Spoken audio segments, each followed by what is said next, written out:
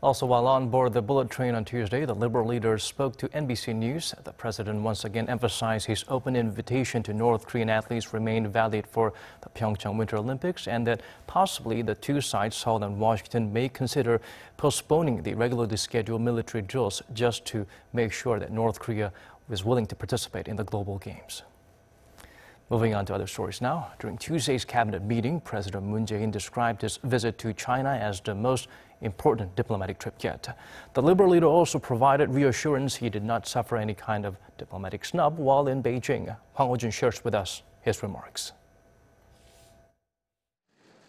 President Moon Jae-in called his latest state visit to China a success and his most significant one yet in accomplishing what he calls, quote, the most urgent task in Korea's foreign relations.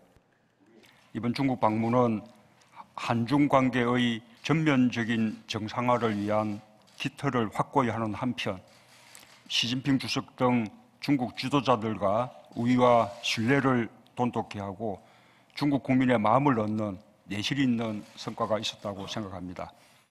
That was the president during the cabinet meeting he chaired Tuesday morning.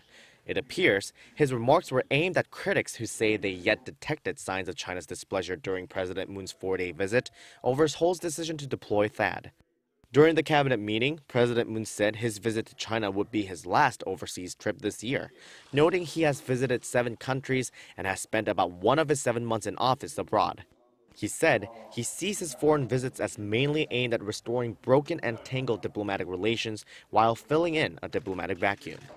Along with repairing relations with 4 key powers, the US, China, Japan, and Russia, President Moon said it's to Seoul's great benefit that it's expanding its diplomatic horizon with Eurasian and Southeast Asian nations via the new Northern and new Southern policies.